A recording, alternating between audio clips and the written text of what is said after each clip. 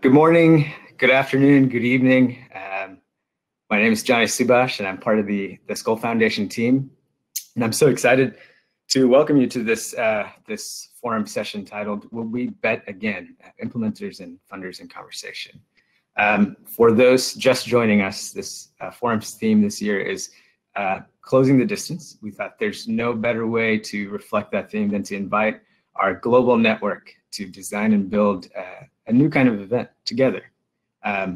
So I wanted to share a few quick items before we begin. This session is being recorded and will be released publicly after the event. Please feel free to use the chat to engage with each other as you already have, and ask questions of the speakers. This session is scheduled to end in 75 minutes. And after the session, please take a few seconds to complete the survey in the poll tab on the right of the Hopin video screen. And also on social media, we're using Skoll.org. That's hashtag Skoll.org, and would love for you to do the same. We are so thrilled to be able to include this session in this year's virtual Skoll World Forum, and want to extend a special thank you to Living Goods for proposing and designing this. With that, I'd like to introduce Stephanie to kick us off. Hi everyone, welcome. Would we big bet again? That is the provocative presenting question for this group today. My name is Stephanie Cater. I'm a partner with the Bridgespan Group, and our organization is among those that have been studying big bets for the past several years. We've certainly observed a growing focus over this time on the potential that comes with gifts of this nature. So it's exciting to be able to talk with our esteemed panelists today about what they've observed, both on the positive side and also what some of the challenges have been. For the purposes of this panel discussion, we're going to loosely define a big bet as a grant of at least $10 million to an organization or initiative for the purpose of catalyzing meaningful social change. The amounts vary significantly though, and the exact amount is less important than the fact that the grant is very significant for donor and recipient. Big bet commitments can span multiple years, and they often go to multiple recipients, just been the case with some of those that we'll explore today. As I mentioned, we're now at this really exciting stage as a field where we can begin to draw lessons learned from big bet experiences. So some of the questions we'll want to explore today, and we'll also welcome others from the audience, are what the most beneficial and most difficult parts of working on a big bet have been, what it takes for funders to make a big bet, and how an organization becomes big bettable. And really importantly, how should we be examining the idea of big bets in light of the growing movements to decolonize international development and philanthropy? So I'm eager to introduce our panelists, and we'll do so in a second. But first, we'd like to do one quick poll to give our panelists some information about who's in the audience. So if I could ask everyone in our live audience to go to the polls tab and to answer the one question there around your experience with big bets. We'll give our panelists just a sense of who all we're engaging with live today.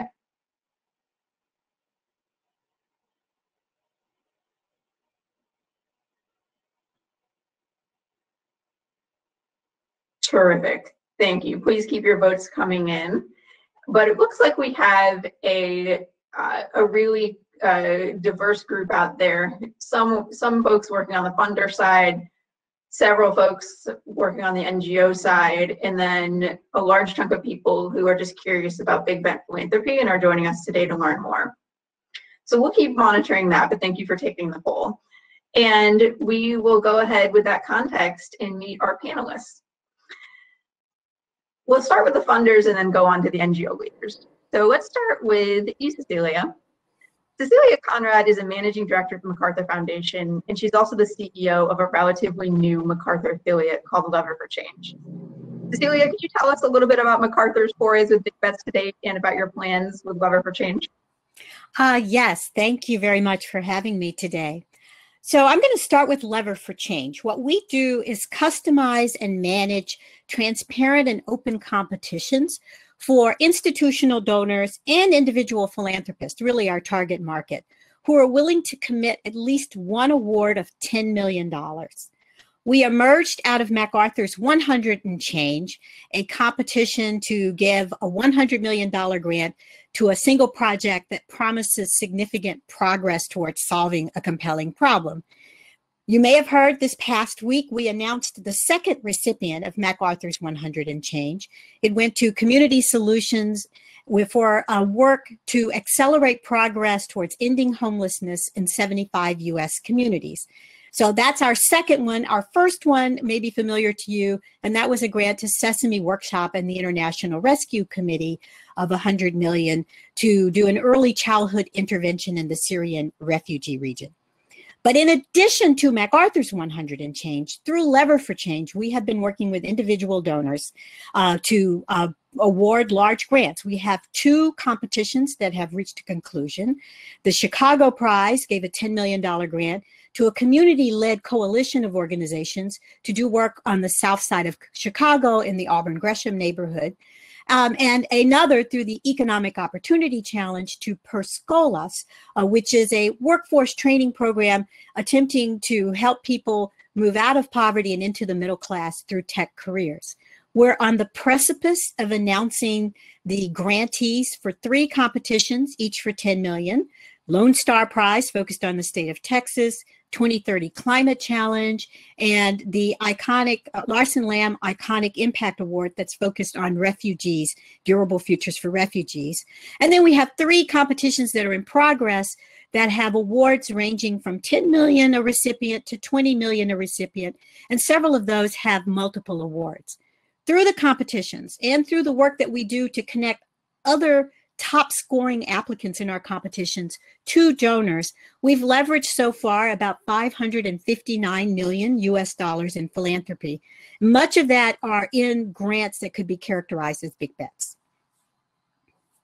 Terrific. Thank you so much for being on the panel, Cecilia. Also on the funder side, Lisa Jackson is the managing partner for the Imago Dei Fund. Lisa, you're a funder of organizations that have received big bets, but not yourself a big bet donor, and therefore you bring a different vantage point to this conversation. Could you tell us a little bit about how you've considered and experienced the concept of big bets? Sure. Hi, everybody. Thanks for having me. I'm excited to be on this panel and frankly to just learn more about the experience folks have had with big bets, given that I've never done one and the Imago Dei Fund probably never will. So, you know, the way that I've experienced big bets is that I have walked alongside organizations like Last Mile Health and some others, Compass, Working Capital, who have received big bets. And I appreciated your definition at the beginning of what we're talking about, because I think sometimes the focus is on the very specific type of big bet. And I would say that I'm more experienced with folks just getting large amounts of grants to support their work, and oftentimes with a focus on growth and or long-term development. So I tend to walk alongside folks who are going for those big bets. And we also try really hard to build relationships with funders like MacArthur and others to support organizations in our portfolio who, as they grow, might become qualified for those kinds of grant opportunities. So that's where I sit. The Imago Dei Fund really supports smaller, more local organizations than we do larger national or international organizations.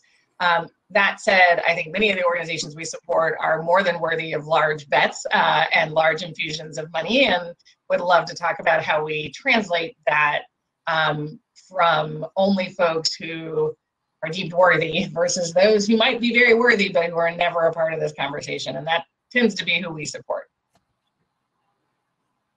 Thank you, Lisa. Appreciate the introduction and for you being here today.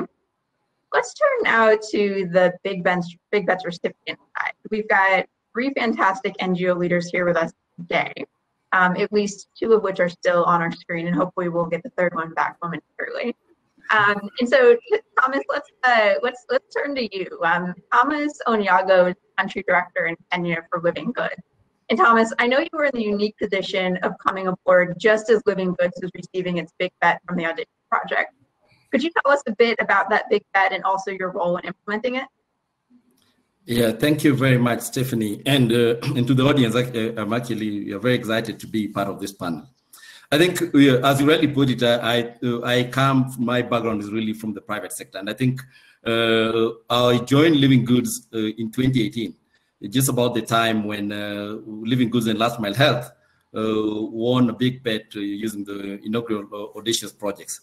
As country director, I think walking in to implement a very big project, I think was one very exciting, but also a bit scary. But maybe fast forward, I mean, I probably want to take us a bit back. If you look at it from what I call a credibility perspective, I think Big Bet is really part, or the project was really part of the reason I really joined Living Goods. I mean, it was really when I was interviewing and reading a lot about the organization, seeing the big ambitions around, and which was very exciting and very inspiring, with huge momentum for we could support what I call really health at the most fundamental basis, which is at the community level. And with Big Bet, with audacious funding, you could see some assurance that funding is going to be there to help you achieve it. I think beyond that also there's been a lot of excitement that you could then, beyond just attracting talent like myself, that there's room to try and innovate and above all impact really in society at scale. I think it's been a lot of fun in terms of experience broadly, Stephanie, and at times also a bit of a wild ride. From a positive perspective, I think it's been very instrumental and catalytic to receive a big bet, but of course alongside other funders who work with the organization and new partners who came in, and to think a bit bolder and bigger in terms of our dreams. I think within the time then up to now, which is probably 2-3 years down the line, we've scaled over twice in terms of the organization size, but not just the footprint, in terms of the levels of partnership, work with governments, achieving more innovative and more strategic programs, leveraging on that sort of funding, which you would not have been able to do really for just looking at things from a very micro perspective. So I think, yeah, broadly, I think it's been very, very exciting, strong relationships. We've been able to try and also innovate a lot of things and also to grow our impact in many permutations. I mean, beyond really just what was imaginable at, on what I call an organic growth perspective. So thank you. Thank you. Thanks for being here, and we're excited to learn more from your experience. Lovely. I'll next introduce Safina Hussain, the founder and executive director of Educate Girls, based in India. Safina, how did you and Educate Girls end up entering the big bet arena? I know you have said it took a little bit of arm twist. Yeah. We actually entered the audacious big bet application sort of kicking and screaming, as it were. We were sort of really dragged into it. But before I get into the kicking and screaming part, so Educate Girls, we work in girls' education in India, and we were based in one state in Rajasthan. And we'd scaled from just a few hundred schools to now tens of thousands of schools. And we had launched the world's first development impact bond in education. The results had come out, and, the results were fantastic. And so we built a 5-year plan. At this point, we were just like really zoning into a 5-year plan, saying, what do we want to achieve? And what's the money we need to raise? And we get a call from James Nardella from Skoll, and he's like, apply for Audacious. And we're like, sorry, we're really busy right now. We'll call you back later. And then he called back again, and he's like, listen, you should be applying. This is the application date. Here's the link. Put your application in. And we were like, sorry, we have bandwidth issues. We are really busy. And, we can't. And then he finally, he just kept pushing us. And then I said to my team, and then he said, listen, the first stage is really easy. It's really easy. You have all the information. Just stick it in. And we did. And we got shortlisted from some 1,536 applications, I think, that year in the first.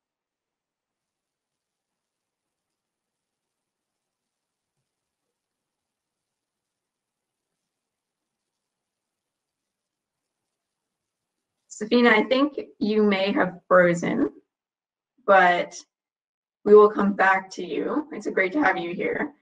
And Leisha, it's terrific to have you back on our screen. I think let's turn to your introduction, Leisha. You are the CEO of Last Mile Health, an NGO that was founded in Liberia as that nation emerged from a deadly civil war. Could you tell us a bit about your experience with Big Bets? Absolutely. Right now I'm having a deep and abiding fear that me being able to rejoin this room has kicked Safina off. So I'm hoping that that's not the case and that she's able to dial back in. But it's great to be with you, Stephanie, and with this esteemed group of panelists. And yes, I would say in terms of the work at Last Mile Health, as you rightly referenced, we exist to save lives in the world's most remote communities. And I think one of the things that we as a collective have really come to realize, especially over this past year of COVID, is that the health and well-being of any one of us is connected to the health and well-being of all of us.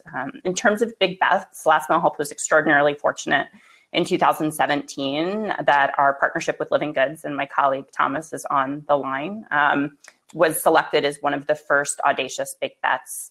And then subsequently in 2019, we were extraordinarily fortunate to benefit from an engagement with Co-Impact, a collaborative philanthropic big bet, a catalyst. And that particular partnership is in partnership with Global Fund. Since then, our work with Living Goods has been really extraordinary in supporting more than 16,000 community health workers across 5 countries in sub-Saharan Africa. And in just a few short years, the Community Health Academy created by Last Mile Health has reached learners who are looking to improve their awareness and ability to design effective community health systems across most every country in the world. Terrific. Thanks so much for being here, Risha. So we'll dive into some of our provocative questions. I will name for the panelists that we are experiencing some connectivity and tech issues which are being worked out. There has been a request that we all speak a little bit slower given this, so that we can make sure that our audience can fully digest as much as possible of the insights that you all are sharing. So with that, I want to delve into what's been the most powerful about the big bets that you all have experience with, and really also into what's been hardest. Thomas, could you tell us a bit about your experience, both on the positive, but also on the challenging side of the ledger? Thanks, Steph. I think there have been a couple. I think if I look at it from a positive perspective, I think one of the biggest positives around it really is the opportunity to really create what I call solve problems that create good solutions and drive impact across societies at a very big scale, and really bring them to fore in a way that is durable and strengthens the whole overall health system. I probably wanted to unpack that a bit. That if we look at it, and I'll give a bit of context. I know we're doing a lot of work with Last Mile Health, but a bit of context, like let's say like in Kenya, where we know Kenya is what I call it some African Silicon Valley. So technology is one of the big ticket items around it. That just being able to work with government demonstrates significant impact, and right now really come to a place where we are actually working with government towards an adoption of an electronic community health information system that we think will be very, very impactful across a larger, the whole population potentially.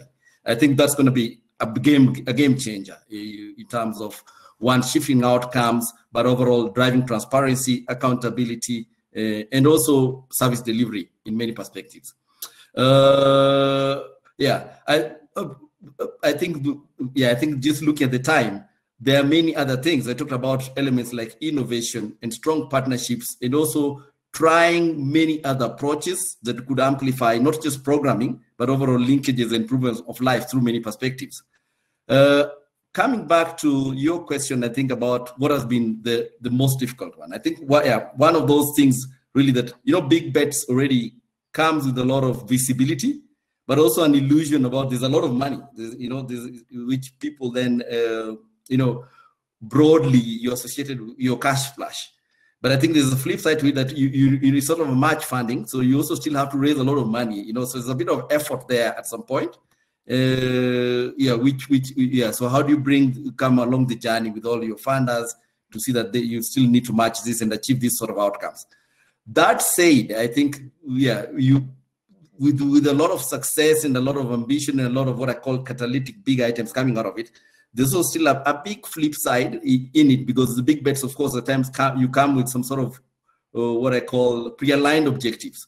So much as you're doing very well in terms of your achievements, there's also at times some of those things may not go as planned, and behind the scenes you still feel that I'm achieving this great work, but there's some of those things, maybe like a footprint agreement, and so also, which was envisaged, which may not, and context may have changed, which is still not being met. So it also brings a bit of how do you communicate and bring continuous alignment towards those. Thanks, Stephanie. Terrific. And building on that, Leisha, what have been some of the good and the bad for you? Absolutely. I'll maybe start with what's been most powerful. I think it's been extremely powerful to see big bet philanthropy shift beliefs in how we fund social change. So the reality is that the societal problems we're trying to solve are massive. In just the 5 countries where last mile health is working, improving healthcare access could save an estimated $350,000 a year.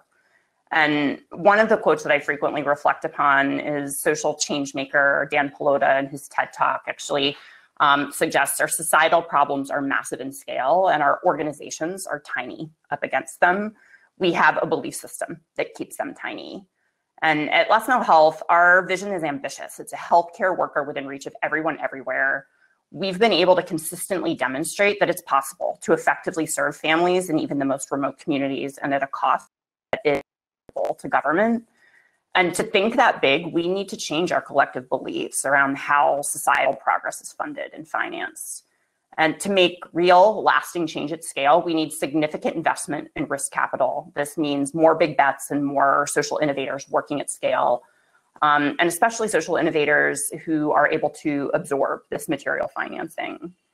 And then maybe shifting gears a little bit just to kind of reflect upon some of the challenges. I think big bet philanthropy in many ways is a position of the privileged, and it can be difficult to administer. There have been a lot of lessons learned at Last Mile Health over the past 3 years about what it means to take on a big bet.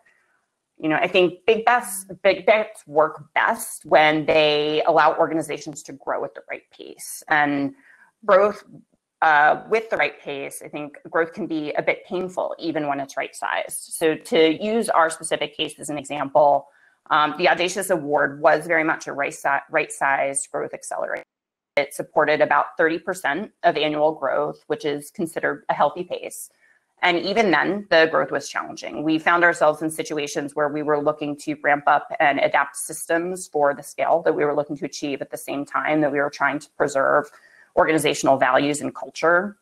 For quite some time, it was not uncommon for me to take breakfast with my team where we were looking to revise our chart of accounts and then sort of looking to shift to what new accounting software we needed to adapt to, shifting to then make decisions around what was required in terms of registration requirements for new countries that we were engaging, and then closing out the day by completely revamping our HR and our recruitment systems. I think the thing that's really exciting about this is that there is a role, I believe, for big bet philanthropists to play in helping to ready organizations for some of this growth and more predictable growing pains. I think that groups like MacArthur have actually started to take some really great strides to support that. The Ford Build Initiative is another example. And then I also would say that organizations like Last Mile Health and those of us that have been social innovators that have benefited from big bet also have a role to play in helping to forecast and support up and coming organizations to ready themselves to be able to absorb meaningful capital and to better anticipate some of the growing pains that might be predictable. Safina, welcome back. We unfortunately lost you a bit in your intro, but I think building on what this topic and what Leisha and Thomas just shared, you alluded in your intro before you got cut off to some of the ups and downs of the big bet process. Could you just speak a little bit more to the tensions there, kind of building on what you just heard Leisha share about some of the pros and the cons? Mm-hmm. Yeah. Thank you, and I'm so sorry about that, about my internet. But really, I think what the point I was earlier trying to make was that it took us a lot, because there's a sort of imposter syndrome, because we were like out in India, we were one state organization, we were like, this is not for us. And really, there's a lot of resistance that comes from being from the global south and being like, oh, these are for international NGOs. These are not for us. Our English won't be good enough. We won't be able to shine like the others. I think there was so much internally that we had to kind of get over to even be able to apply for it. And I think as these big bets become more common, I think that's something that they will need to solve for, is really how do they do the outreach and allow for a greater participation from the Global South. The other piece that I wanted to say is, I think we didn't recognize what is the cost of acquisition of a big bet. And really, we didn't realize, because it's a big investment, it takes a long time. And so we went through the process and realized that we had zero other pipeline for funding, right? And we had a big 5-year plan. But you know, our entire senior leadership resources, everybody's time was in terms of walking through the audacious project. We were very lucky that we made it through and we got commitments at the end of it. But I think that's something for organizations entering this process is to really keep in mind, is saying you better have spare bandwidth for your other, you know, business as usual sort of fundraising if this doesn't, because this is high risk, high reward. And if you don't get it, we were, I mean, to give you an example, we got the audacious, but by the time the granting process and everything, we had about 15 days of money in the bank. And that's just because we had not anticipated, and we hadn't prepared for it, and we hadn't realized what this journey might look like. So these are small tweaks to big bets, but I think they really, if you are an organization thinking about applying for them, please think about these things, just so that you don't go down a pathway, invest a lot of resources, and then find yourself in a really difficult position. I think that was one thing. I think the second, as I was saying, is really this perception that this is not for us. This is for a US-based organization. This is for already the big organization. I think if you've got scale, if you've got impact, it doesn't matter even if you're in one state like we were. But I think that level of sort of communication, I think, and Alicia, I think I would totally agree with you about the whole growth readiness. I think if you're planning to put in a big bet proposal, put in time and money for growth ready. And that means hiring the right team, getting your processes. And the first year should be just about growth readiness, because otherwise you'd really, and I think for us, the final really big one for us was that when we did become an audacious project and we did get the big bet, we came back to India. And the first thing we thought about was that, you know, how do we take others along? Because we are nothing without our peers and without our ecosystem. And we were like, oh my God, we were the first one from India or from Asia to make it all the way there. So it was our responsibility. We came back, we did a workshop with 40 local NGOs saying, if you're aspiring, this is what you need to do. And this is what the process looked like. So our job was really to take everybody else along that journey and get them sort of ready. Because like I said, you know, we are nothing without our other support organizations and in the ecosystem. Cecilia, I'm curious for your perspective on some of Safina's points from the fund. As someone who is a funder and also works with other funders in big bets, what's your perspective on some of the tensions that the NGO leaders have experienced, and what are some of the tensions that you as a funder have experienced as well? Certainly. So what we have found on the donor side, which plays a little bit into some of the tensions as they manifest on the recipient side, is, first of all, the donors, particularly the individual donors that are our target, are really risk averse in some ways that are surprising given how they earned their wealth. But they are concerned about, first of all, that they give philanthropy to a project that doesn't realize the projected impact that it was said it was going to realize, or that fails to execute.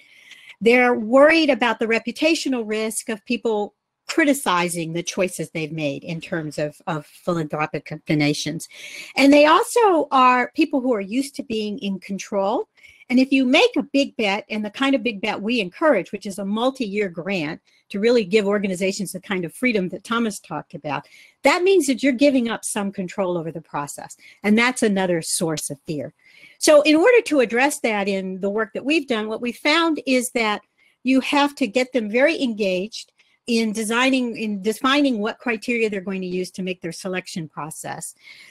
You have to have evidence, and this is an issue I think that sometimes is challenging. You have to have a persuasive body of evidence that this particular grant will have the impact that they want.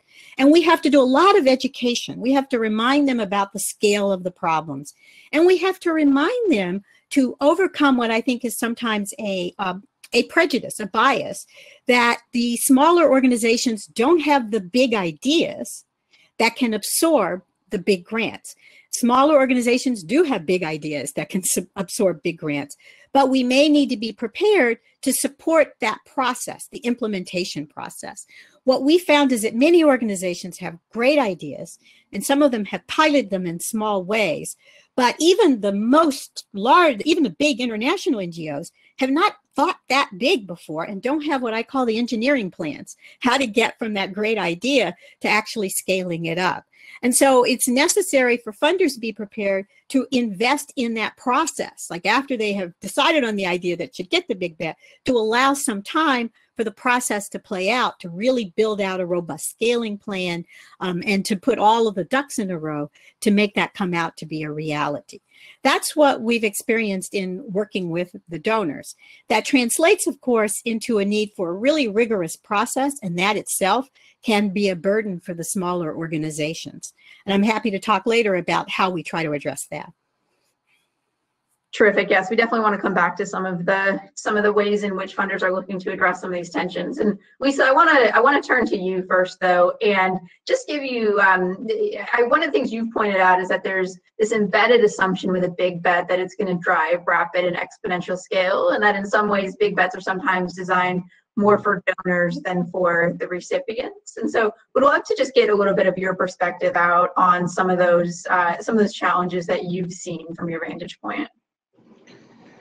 Sure, and it's been fun in the chat, so thanks folks for engaging over there. I've been having fun double multitasking. I think fundamentally there's a problem built into what is a big bet, and the problem that's built into the idea of what is a big bet is that donors struggle to give away big amounts of money. Bummer for donors. I struggle greatly with the conversations we have about taking care of donors so they will write big checks. Donors write plenty of big checks. They write them to universities, they write them to hospitals, they write them to their family. And so when you say to me that nonprofits, NGOs, amazing leaders have to placate and contort themselves so that a donor will write them a big check, gives me great pause. And I think it's incredibly problematic for philanthropy to be chasing something built on that assumption. And then the next part of the assumption is that, well, if we give $10 million to an organization, silver bullet, we're going to change the name of the game.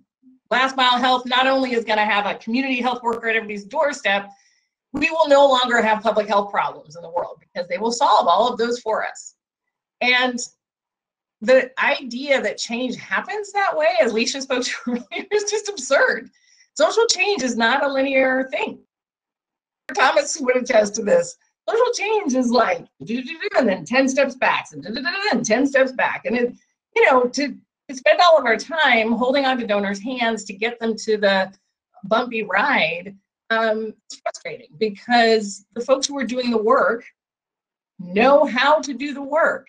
And if donors could just write the check and back up, we'd be so much further along. And yet you hear Leisha talking about, and Safina talking about all of the work to get ready to do this. Safina's busy bringing on her compadres to make this possible. Why? Because nobody else is offering those workshops.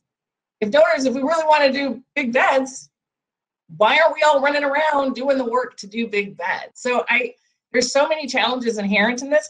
That's not to say, and just to be really clear, I am a fan of giving 10 million, 20 million. I love Cecilia giving $100 million to efforts that really are going to manifest change in our world. I am certain of that. I have no doubt about it. I think the place that we struggle with is who gets to control the giving of that money, who gets to control how then an organization actually gets to use the money, and who is worthy of the money in the first place.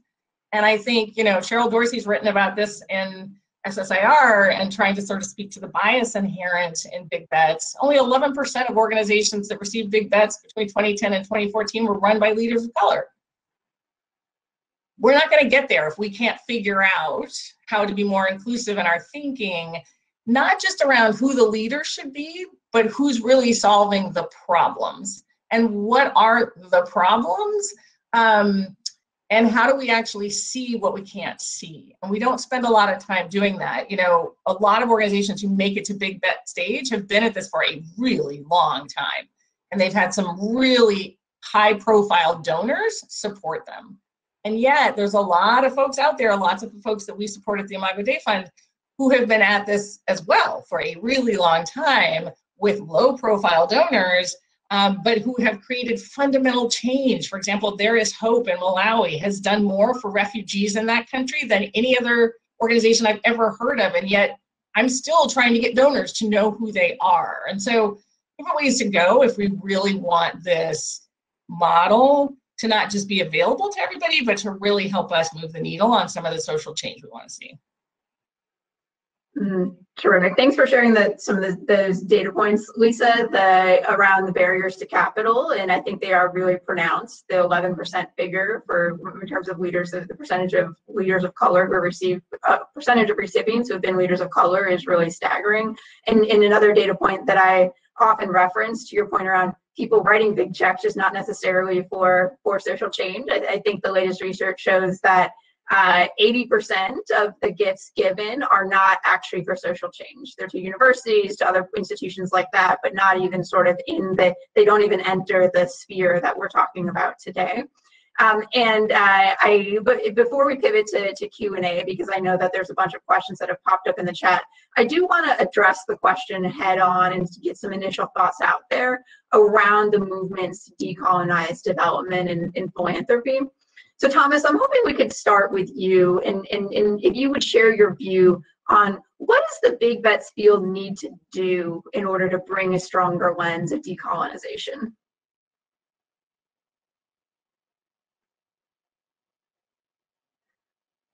Thanks, Stephanie. Yeah, I think broadly there are many perspectives around it, and I was when Lisa was talking, I was actually laughing because you can brought a bit of that queuing into this.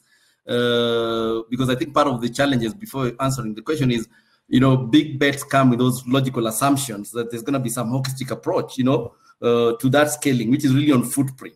But I think if we want to look at some of those things broadly, there's a bit of contextualization, based on what I call the local realities in whatever landscape, whether country that one is going to work on. So a couple of things, how does one think about elements like, scaling not just the footprint, but scaling the impact? It may be different, so there's a fine balance there. And the other thing about it, which is really clear, is also because the big bets, there's a time element to them. And you really hear what Lisa was saying about, change takes a long time. So is 5 years, is 10 years sufficient, So you also have to then look at it in terms of sustainability. How do you work with things like governments to build those sustainability frameworks moving forward? Again, and those start bringing about it. So very quickly in terms of like decolonization, I think part of those bigger discussions really need to start hinging on where do we start bringing in elements of flexibility, so that a lot of it is really based on the co-created frameworks that's really coming from bottom down, even as you give these broad alignments in terms of what big bets would want to achieve. I think that's going to be a long way. And then we can have that discussion in many permutations, and look at it, because right now I think it comes in and say, okay, fine, this is what it needs to be. These are the timelines, this is what, but the context changes over time. So to an extent that I would think, ideally, if I look back, not in a bad way, some of the big bets in the way they're structured, they're too idealistic, and to an extent, almost naive, because when you start the implementation, sooner or later, then you find just a year in that, it's too soon. Is this realizable? And how do we need to start crafting and changing that a bit? So I know I've touched very lightly just on the decolonization, but I think one framework is really around how can we get really co-created solutions coming out of those, what I call at the bottom where you want to address the issue, coming back up to the big bet organizations who are funding it. So yeah, thanks, Steph. I know I've hogged a lot of time, but yeah, happy to chime in again at some point. Thanks for sharing, Thomas. And just to our other four panelists, just want to real quickly give you a chance to touch on this topic quickly too. Leisha and Safina, curious if you've seen progress yet in the quest to decolonize the way some of these systems work. And then Cecilia, I know you mentioned that some initial experiments or progress has been made on the funder side. I want to give Lisa a quick chance to weigh in on this topic too, and then we'll turn directly. Okay. Leisha, do you want to start? Sure, I'm happy to. I think we're seeing some progress, yes, though we need to do more. And I think if we maybe just start to think about how we frame decolonization, and if we think of colonialism as a system that is grounded in who holds power and who's excluded from power, I would say that Big Bet Philanthropy has made some real strides to show how power can be ceded and better held by those that are closer to the problem. And Lisa just rightly mentioned this in our work. Centers of power are really tied to who gets to make decisions and how much confidence different actors can have in their ability to define their future. If you're struggling to put dinner on the table, the notion that you're going to be able to consider your kid's college future is a little bit of in conflict. And I think by offering unrestricted multi-year funding, donors are giving social change makers greater agency and confidence in how they can approach problems over time. This is super important, and we need more of this type of funding. And at the same time, we have a long way to go. I think a question that we can all ask ourselves, and I think you're hearing through this panel, is how can big bets cede more power and resources to local leaders? I think that there are likely a few things that could help here. So one, it's essential that as funders and not-for-profit leaders, we find ways to look beyond the rooms we're already in. I think that the fact that even the Skoll Forum is virtual this year is pretty remarkable in engaging with new members of the community who perhaps would not have had the opportunity to actually physically be with us in Oxford. I would say second, there needs to be great effort to support and accompany local leaders to ready their organizations for big bets. I think we're seeing funders starting to do this through preparatory grants and programs. I know the co-impact has been really intentional in this regard. And then third, we need to design solutions. Durable solutions require building partnerships and systems, and they require community involvement, which should be a required part of any scalable solution. At Last Mile Health, a critical component of our work has been to partner with governments. And as the main implementers and by designing solutions alongside them, we really help to ensure, among other things, that the work can endure. Would anyone else like to weigh in on this topic before we turn to Q&A? Cecilia? And Lisa. Yes, I wanted to say a few things.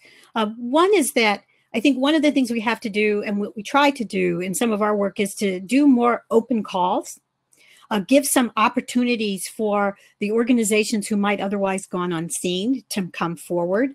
The other is to encourage greater reliance on outside expertise, evaluators who are not part of the existing kind of philanthropic landscape, be that people who are in the field, organizations, or experts who are out there in the field.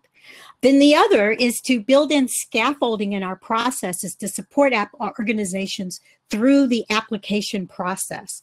And that's another piece to this. And then the last, and this is just to echo what's already been said, is that there is a real need in the ecosystem for the early funders, the funders like Imago Dei, the funders like the Ford Build Project, Co-Impact's design grants, Blue Meridian Studio grants that are really designed to help organizations kind of get ready for the big bet opportunities when they come along. I put my comment in the chat as well. I don't want us to let ourselves off the hook on your question about decolonization. Decolonization is about power and control. Big bets are all about power and control. So let's not act like that's not what it is. Donors get to control how much money is given, who it's given to, what the rules of the game are. And so while I think we can improve upon and increase the flexibility and do the open calls and all of those tools to help maybe open it up a bit, that doesn't change the nature of the beast itself. To change the nature of the beast itself, we actually need to engage communities for whom we claim to be creating social change.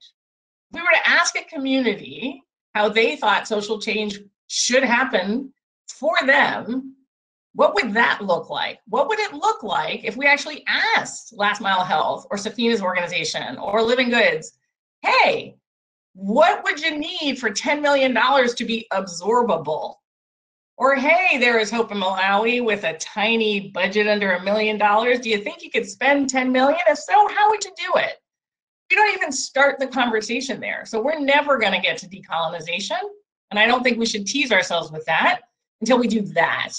That's not to say, again, that is not to say we shouldn't be doing big bets. That's not my point. Because I do think there have been amazing benefits to this influx of funding.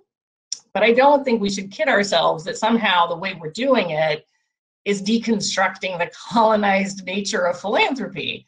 It's just not. We're using the master's tools, so we're not going to deconstruct the house. And, you know, I think we need to push ourselves if that's actually our goal. Because if we want to get there, Stephanie, to your point, we can do it because we're creative, we're amazing, we're innovative. But we're not going to get there from where we are now and with things being built fundamentally with donors being in power. It's just not going to happen. Steph, I had a question, and Lisa, I hear you. I think part of it, do you think there are probably inherent prejudices that form thinking of the big bet from the word ago that maybe we may need to put aside, as part of this decolonization, because where even the sort of what I call problem is already crafted out somehow, the macro solution has already been defined, some timelines already there, yeah. So yeah, I mean, we need to flip it, Thomas. I would argue we need to flip it. And that takes a lot to do. I'm not trying to make it sound like you can do that at the drop of a hat. Like, to flip the paradigm actually requires a willingness to change where you sit in it. And big bets were built for donors. Big bets were built to help donors give bigger amounts of money away. So that's how it was built. It wasn't built with the idea that let's help Thomas at Living Goods figure out how to scale his work and actually change the world. That's not where the conversation started. I would argue if the conversation started there, we would have asked you. And the donors would have had a conversation with you about what you need to make that happen. And that's actually not that hard of a flip, except for the donors like to control and have egos and all of this, and so they can't quite back away enough to do that. But if we could, and there are some donors that do, I think we might come away with a solution that sort of addresses some of the challenges that a lot of you have been talking about.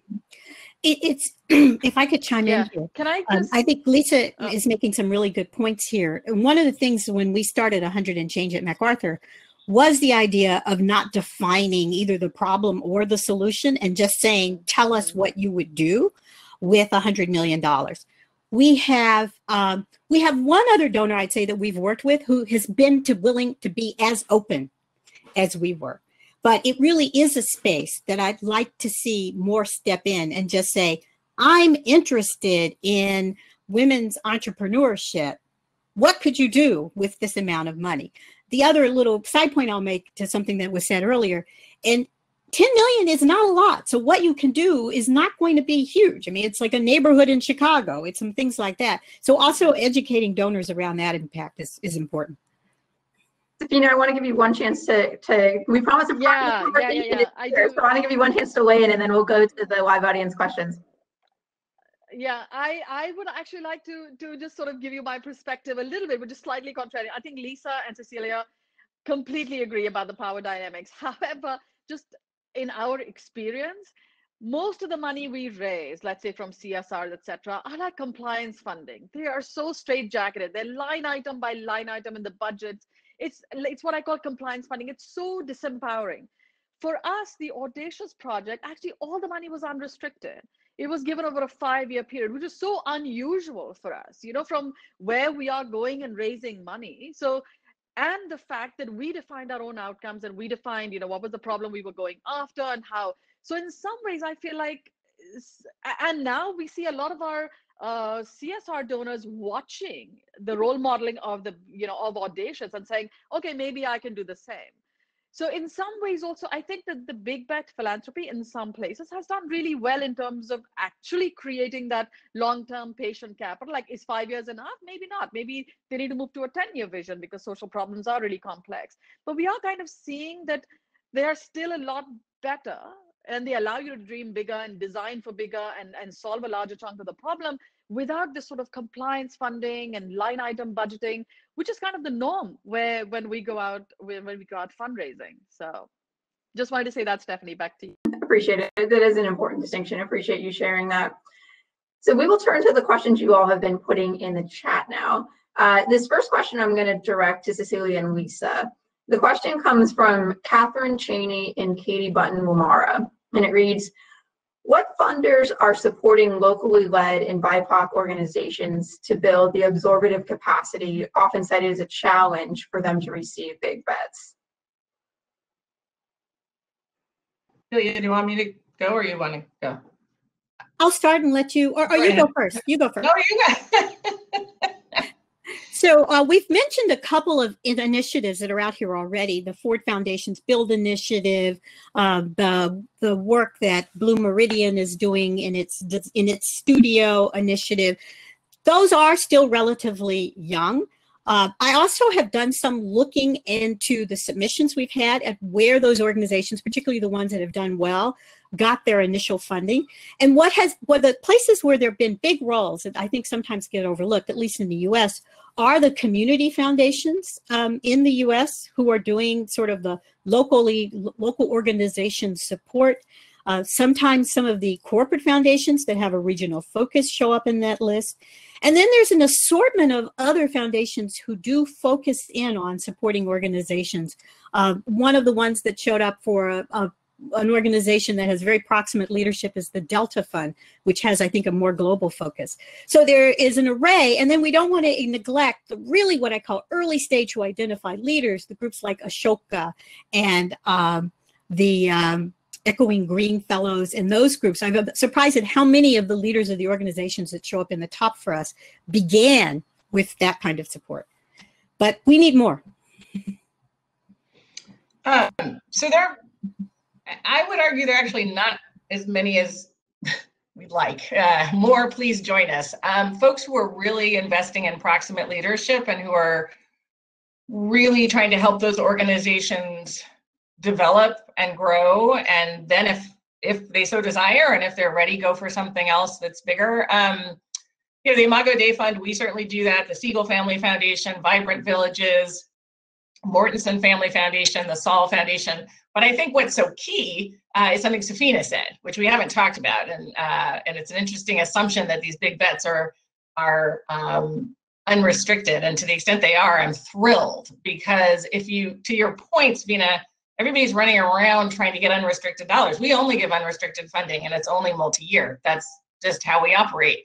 And yet that's actually one of the bigger barriers to all of this. It's sort of like, if we could release that in a bigger way and larger, across philanthropy, then more organizations might actually be ready. I mean, I think, that unrestricted money helps you build your infrastructure, build your capacity, hire that amazing leader, because nobody's penny pinching on your line items. So there are some funders out there. A group of us get together a lot to talk about how do you do this kinds of support. We also offer money on top of our money because we offer the unrestricted, and then we offer additional support for things that funders won't fund, like professional development, like organizational development, like M&E.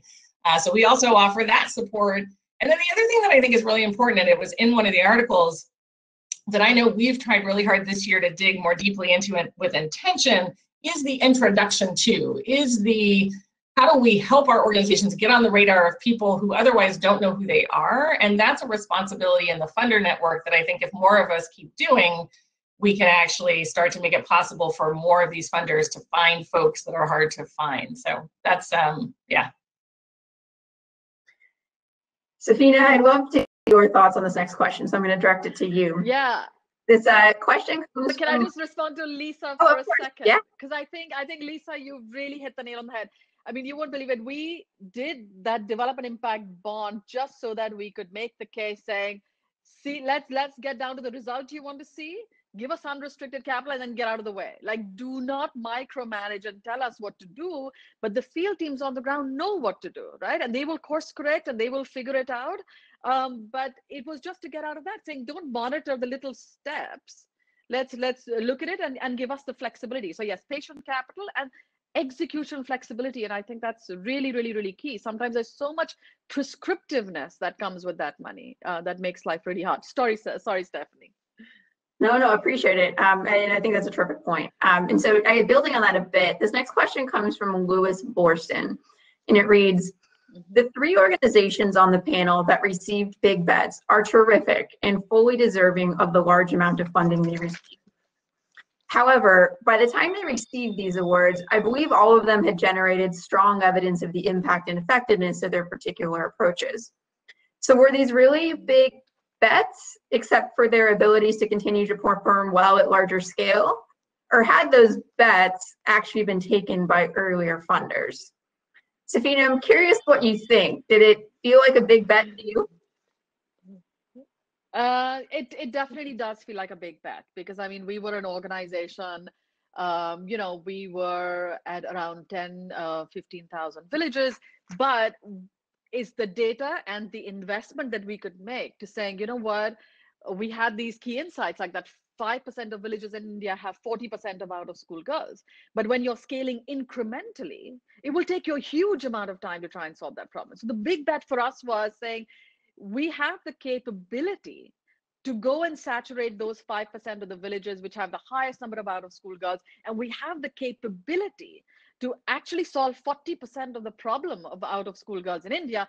But give me the money up front, like invest in me over that period of time. Then I can dream big and I can actually do it. But if I have to go every year and raise money incrementally, I'm always just in this starvation cycle of and doing incremental work. And I think that's the difference. However, he does make a really important point, is that we got to that stage of evidence and proof of concept scale because of the bets that other unrestricted funders had taken with us. And we really are unusual in the sense that before we got to Audacious, we have a large pool of donors who've actually funded us almost since the inception. And, so it's this sort of donors who've been with us for 10 years, for 8 years, for a long period of time. So yes, we are lucky that we had relationships with very deep strategic funders who helped us get to that particular point, who gave us the failure capital, as if I may put it that way, right? They gave us the money to fail initially and build the evidence and get to that level of scale so that we could be big bet ready. But I think the big bet is definitely something which you can't necessarily do at speed, versus doing incrementally. So I think the big bets are important in that. Thomas and Alicia, would you add anything? Yeah, I think I concur with Safina in terms of framing. I think overall, of course, there's very strong evidence, and of course, some significant funding, coming from other partners to even be eligible for it. But I think the issue here is scaling and scaling it with that level of impact. Actually goes back to the bigger question I asked originally, where we are talking about scaling that impact. But also, if you look at it on terms of some of our approaches, also ensuring also that there's sustainability around it moving forward, even when the big bet funding may not be there at some point. So I think, it stretches you, it's really back to the true word of audacious, as it were, really, stretches your thinking to the next level. And I think, yeah, that's how we've taken it. Thank you.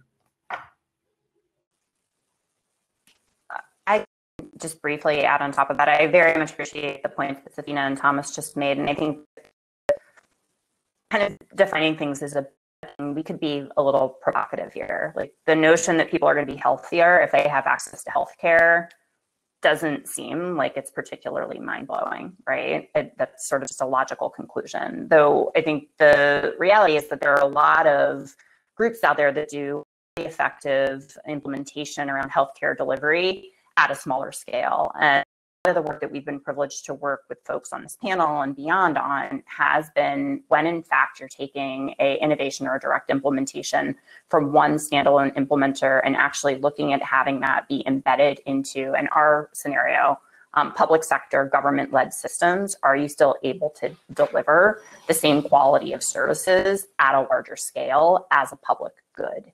And I think that where we've had ample evidence around improvements in facility-based delivery rates, immunizations, demand in terms of care, the proficiency in terms of the diversity of services that community health workers can provide, many of the other layers of work that Last Mile Health has been deeply committed to around actually helping to create an enabling environment in which practitioners, policymakers actually have the knowledge, the skills, the space, the capabilities that they need to actually build and administer these systems at scale in a durable way is the path that we're currently on. Terrific, thank you. I'm going to try to squeeze in 2 more questions if we can before we close, because these are really a terrific set and definitely yielding even more provocative questions and thoughts. This next question is from James Norris, and Cecilia, specifically for you, I think. The question is, what surprises have you had over your years of giving? Or more specifically, what mistakes did you make in your impact forecast or cost benefit analysis after looking back a few years post-investment? I actually responded a bit in the chat to this. So we have been, basically we go back to the first 100 and change grant, which was 3 years ago. We don't have a long track record yet. So I will say that there not been many opportunities for surprise, but what we have found kind of buttresses some of what we've heard today, that if you have to give space for people to pivot, to assess where they are in the execution of an original plan, and to make those changes. I think everyone has learned that lesson through the COVID experience, but it's certainly one that has informed what we do when we talk to new donors and when we think about how we're going to structure the second 100 and change grant, is to really focus on giving the flexibility to the organizations to be able to make those decisions. But in the meantime, we're also looking at our data to kind of dig a bit more into some of that type of question. Thanks for sharing, appreciate it. Last question from this group, and then I'll ask one more to end our session. This question comes from Holly Jordan, and Thomas and Leisha, I'm hoping you can respond a little bit, and anyone else who wants to as well. In terms of driving pathways to scale, I would love to know if donors are willing to work with organizations engaging in other private sector engaging other private sector investors, and or to support public sector advocacy to achieve the systems change needed for sustainability. I often see donors shy away from local advocacies in countries where we work, and we, NGOs, sometimes struggle to speak the same language as private sector and can use our mentorship or capacity building in that sense. Thomas, I know you've been involved deeply with systems change work. Would you like to start in response? Yeah, I would. I think by and large, Stephanie, and it's a beautiful question. I think by and large, there is what I would put it, that it depends. I mean, there'll be the different sets of donors by and large, but I think everybody is coming to the table slowly to realize that no one set of actors can work on these things. So whether you're looking at donors, whether you're looking at private sector, whether you're looking at things, I think the bigger discussion that needs to go forward is really more of how is it coordinated in a more structured manner, and which sort of private sector, because again, challenge also is private sectors also have different policies and frameworks across the different organizations and different industries that you really want to involve to drive towards system change. Tied to it as well, I think it goes back to also having a very clear line of sight and approach that's really coordinated through government. Then I think that would ease in the work a lot more, where all the different sectors, have one clear blueprint that they're all, contributing towards, what I call a blue sky on. So I think there's room. It could be happening piecemeal. I would not say it's not happening or happening, but I think there's a lot. We need what I call a clearer concerted effort, where people all as actors join hands on it.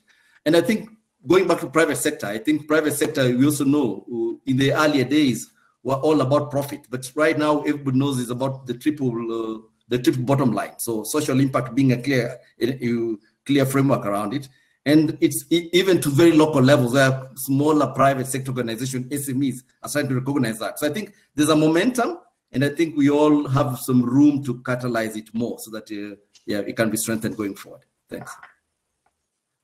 Yeah, just to layer on to Thomas's good point, I think for this question, I would define and sort of remind us that philanthropy is private sector. And that may actually be sort of at the core of a little bit of the thoughtful question that's been asked. But I think one of the areas is, I'll speak specifically to the health landscape because it's what I'm most familiar with, but there can be parallels with other sort of social change arenas.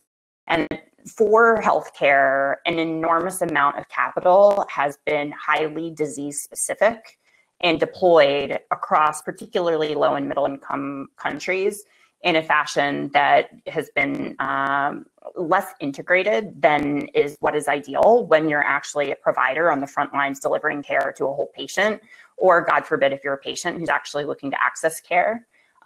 You're an individual with multiple different conditions and multiple different needs, not one individual disease. And I think where there is a real and I think exciting area of opportunity is for big bet philanthropists and philanthropy as a whole to serve as the connection through which some of these groups that have perhaps invested in a very compartmentalized way. And again, within the health landscape, that might be around very targeted investment in malaria or in immunization, and now I think also increasingly in pandemic prevention.